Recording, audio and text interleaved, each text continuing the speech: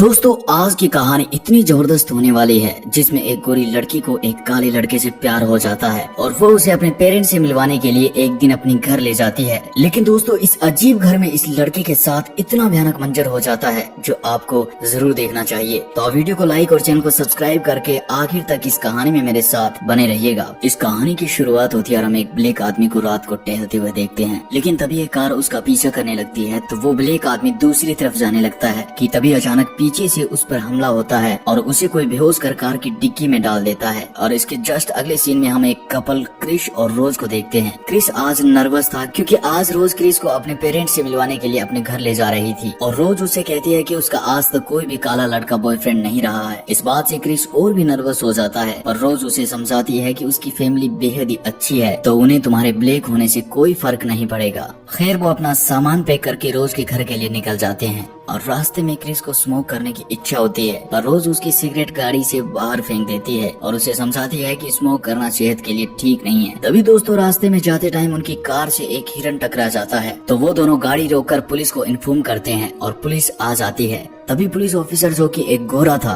वो क्रिस को उसकी आईडी मांगता है पर इस बात पर रोज उस ऑफिसर पर गुस्सा करती है क्योंकि क्रिस एक ब्लैक है इसलिए वह ऑफिसर उसके साथ भेदभाव कर रहा था और उसकी आईडी मांग रहा था जो रोज को बुरा लगता है। अब इसके बाद वो दोनों रोज के घर पहुंच जाते हैं जहां रोज के पेरेंट्स क्रिस से मिलकर बेहद ही खुश होते हैं और रोज के पिता डीन क्रिस को अपना घर दिखाते हैं। और तभी क्रिस देखता है कि इनका माली बोल्ट और नौकरानी जॉर्जी दोनों ही ब्लैक हैं तो वो सोचने लगता है कि इन्होंने ब्लैक को ही नौकर क्यों रखा है। और तभी डीन क्रिस को बताता है कि ये दोनों रोज के दादा दादी के केयर टेकर थे जिन्हें उनकी मौत के बाद अपने साथ ही रख लिया गया है और अब ये इनकी फैमिली का ही हिस्सा बन चुके हैं और ये बात क्रिस को भी अच्छी लगती है। इसके आगे डीन क्रिस को अपनी वाइफ मिसी यानी कि रोज की माँ का ऑफिस दिखाता है जो कि एक साइकाइट्रिस्ट है और डीन बताता है कि वो एक न्यूरो सर्जन है यानी कि एक डॉक्टर है। और आगे वो क्रिस को अपने पिता की एक तस्वीर दिखाते हैं जिन्होंने ओलंपिक में रेस की थी और वो एक काले व्यक्ति से हार गए थे और ये भी कहते हैं कि उन्हें रंग और जाति से कोई फर्क नहीं पड़ता, अगर ओबामा तीसरी बार इलेक्शन लड़ेंगे तो वो उसे ही वोट देंगे। अब इसके बाद वो सभी मिलकर चाय पीने लगते हैं तो चाय पीते टाइम क्रिस बताता है कि उसकी माँ कार एक्सीडेंट में मारी गई थी। और तभी चाय पीने के बाद क्रिस का हाथ हिलते हुए देख मिसी समझ जाती है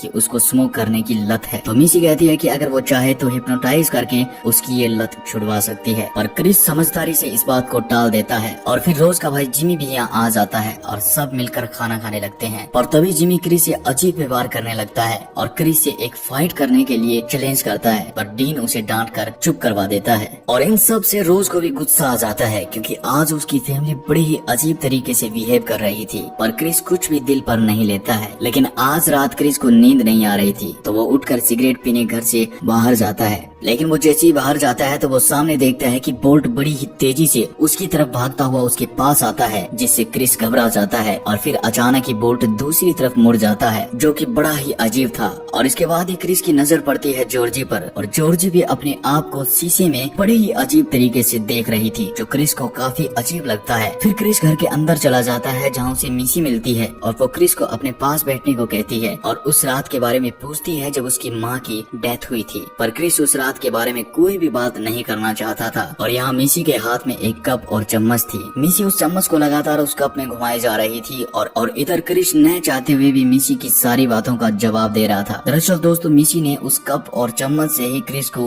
हिप्नोटाइज कर लिया था और क्रिस की बॉडी एकदम ही पैरालाइज्ड हो चुकी थी और वो हिल भी नहीं पा रहा था। और आखिर में क्रिस एक ऐसी कंडीशन में चला जाता है जहाँ वो मिसी की बातें सुन सकता था पर कुछ कर नहीं पा रहा था। वो अपने आप को एक डार्क प्लेस में जाता फील कर रहा था और तभी मिसी उसकी आंखें बंद कर देती है। और फिर अगली सुबह क्रिस अपने बिस्तर से घबराकर उठता है तो उसे लगता है कि रात को उसने बुरा सपना देखा था। और उस दिन क्रिस फिर से जॉर्जी को शीशे में अपने आप को अजीब तरीके से निहारते हुए देखता है। अब इसके बाद जब क्रिस बोल्ट से मिलता है तो बोल्ट क्रिस से बेहद ही अजीब बात करता है यानी कि बोल्ट जवान होकर भी बूढ़ों की तरह बातें कर रहा था और उसने क्रिस से ये भी पूछा कि मिसी के साथ तुम्हारा हिप्नोटाइज सेशन कैसा रहा। और दोस्तों इस बात से क्रिस भी समझ जाता है कि उसने कल रात को सपना नहीं देखा था बल्कि उसे रियल में हिप्नोटाइज किया गया था। और वह इसके बारे में तुरंत ही जाकर रोज से बात करता है कि उसकी माँ ने कल रात क्रिस को हिप्नोटाइज किया था जिसकी वजह से उसे सिगरेट पीने के बारे में सोचकर ही उल्टी आ रही है। इसके अगले सीन में हम देखते हैं कि आज रोज के घर एक पार्टी है जिसमें बहुत सारे गोरे अमीर लोग आते हैं और वो डीन के नौकर बोल्ट के गले लग रहे थे।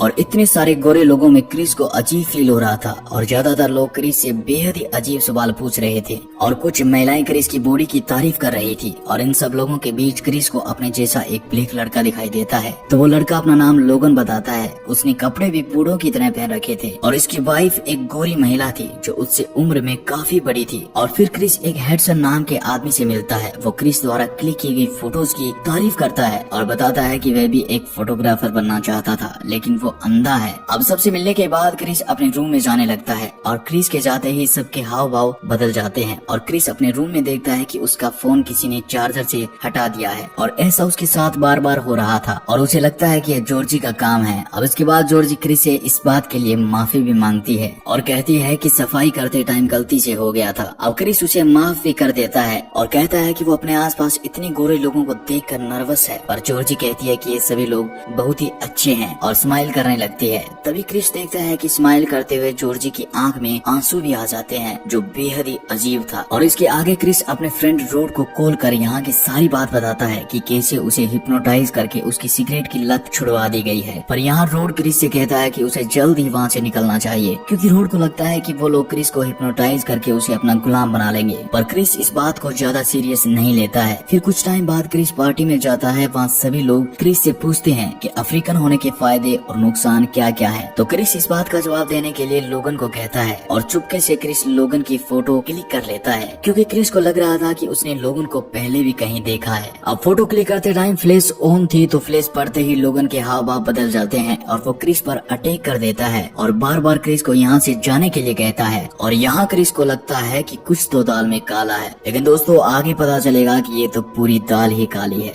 अब इसके बाद हम देखते हैं कि कुछ टाइम बाद मिसी लोगन को थेरेपी देती है जिससे लोगन बिल्कुल पहले जैसा हो जाता है और लोगन सबसे सॉरी बोलकर वहाँ से चला जाता है। अब क्रिस भी रोज के साथ घर से थोड़ी दूर जाकर बात करने लगता है और कहता है कि यहाँ उसे कुछ ठीक नहीं लग रहा है, वो यहाँ से जाना चाहता है। तो रोज भी उसकी बात मान लेती है और क्रिस को रिलैक्स फील करवाती है। दूसरी तरफ हम देखते हैं कि एक ऑक्शन चल रही थी और दोस्तों ये ऑक्शन किसी और की नहीं बल्कि क्रिस की ही थी, यानी कि क्रिस की यहाँ पर बोली लगाई जा रही थी और यहाँ हेडसन क्रिस को खरीद लेता है। और इसके बाद क्रिस और रोज वापस आते हैं, तब तक सभी लोग जा चुके थे। अब क्रिस घर आकर लोगन की फोटो अपने फ्रेंड रोड को सेंड करता है और रोड उसे बताता है कि ये आदमी लोगन नहीं बल्कि आंद्रे हैं जिसे इन दोनों ने एक पार्टी में देखा था। और दोस्तों लोगन वही आदमी है जिसे मूवी की स्टार्टिंग में किडनैप किया गया था। और रोड ये भी बताता है कि आंद्रे पिछले 6 महीनों से गायब है। और तभी क्रिस का फोन ऑफ हो जाता है और रोज भी वहाँ आ जाती है। तो क्रिस कहता है कि उन्हें अभी यहाँ से चलना होगा। तो रोज पैकिंग करने लगती है और इधर क्रिस अलमारी खोलता है और देखता है कि यहाँ रोज की बहुत सारी फोटोज थी जो अलग अलग ब्लैक लोगों के साथ थी। इसमें बोल्ट और जॉर्जी के साथ ही लोगन की भी फोटो थी,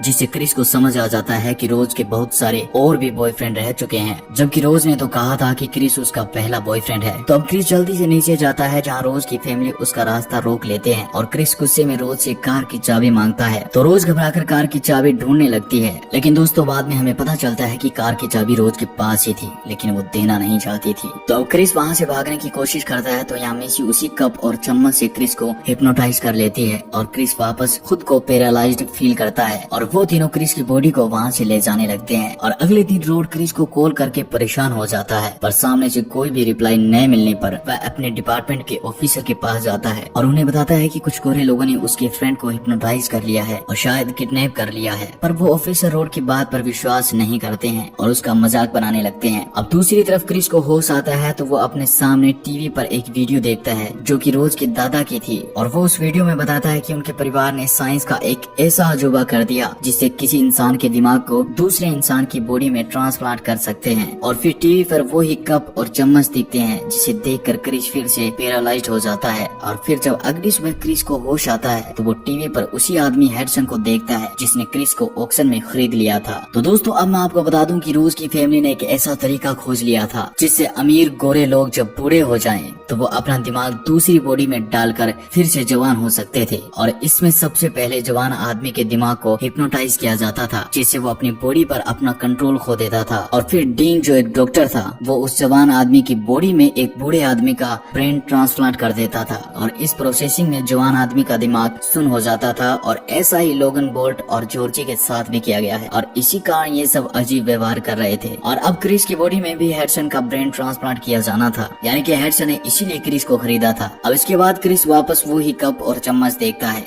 जिससे उसे हिप्नोटाइज कर दिया जाता है। और दूसरे रूम में डीन हेडसन के ब्रेन का ऑपरेशन शुरू कर देता है और अब जिमी क्रिस के पास आता है और उसे खोलने लगता है कि तभी क्रिस जिमी पर अटैक कर देता है और उसे बेहोश कर देता है, क्योंकि दोस्तों उसने अपने कानों में रुई ठूस ली थी जिस वजह से वो कप और चम्मच की आवाज से हिप्नोटाइज नहीं हुआ था। अब इसके आगे डीन भी क्रिस के पास आने लगता है तो उसी पल हिरन के सींग से क्रिस डीन पर हमला कर देता है और उसे खत्म कर देता है। और बाहर जाते ही क्रिस को मिसी दिखाई देती है जो अपने कप और चम्मच उठाने दौड़ती है, पर क्रिस उन्हें भी तोड़ देता है और मिसी पर हमला कर उसे भी मार देता है। अब हम देखते हैं कि रोज अपने रूम में गाने सुन रही थी और लैपटॉप पर अपने अगले शिकार की फोटो देख रही थी। तो क्रिस वहाँ से कार लेकर भागने लगता है, पर यहाँ जॉर्जी उसकी कार से टकरा जाती है और जॉर्जी पर दया कर वो उसे भी अपने कार में बिठा लेता है। लेकिन दोस्तों इसके आगे हमें पता चलता है कि जॉर्जी और वोल्ट और कोई नहीं बल्कि रोज के दादा और दादी है, यानी कि इनकी बॉडी में रोज के दादा दादी का ब्रेन ट्रांसप्लांट किया गया है। और तभी जॉर्जी को होश आता है तो वो क्रिस पर यह कहकर हमला कर देती है कि तुमने मेरी सारी फैमिली को मार दिया है। और इसी बीच कार एक पेड़ से टकरा जाती है और यहाँ दादी यानी जॉर्जी की भी कहानी खत्म हो जाती है। और तब तक रोज भी गन लेकर वहाँ आ जाती है और बोल्ट यानी कि रोज का दादा क्रिस पर हमला कर देता है कि तभी क्रिस अपने फोन की फ्लैश बोल्ट पर चलाता है और जैसा कि लोगन के साथ हुआ था ठीक वैसा ही बोल्ट पर होता है, वो अपने असली रूप में आ जाता है। तो बोल्ट रोज से गन लेता है और रोज पर ही गोली चला देता है और फिर अपने आप को ही खत्म कर लेता है। लेकिन यहाँ पर रोज अभी तक तड़प रही थी तो क्रिस उसे मारने ही वाला था कि वहाँ पुलिस आ जाती है। और दोस्तों ये और कोई नहीं बल्कि क्रिस का फ्रेंड रोड ही था। तो क्रिस उसके साथ जाने लगता है और यहाँ रोज की पूरी फैमिली खत्म हो जाती है और क्रिस इन सब से बच जाता है। और इसी एंडिंग सीन के साथ ये मूवी यहीं पर खत्म हो जाती है। तो दोस्तों वीडियो को लाइक और चैनल को सब्सक्राइब करके जुड़ जाइए हमारे साथ। मिलता हूँ ऐसी एक नई कहानी के साथ, तब तक के लिए आप अपना ख्याल रखिएगा।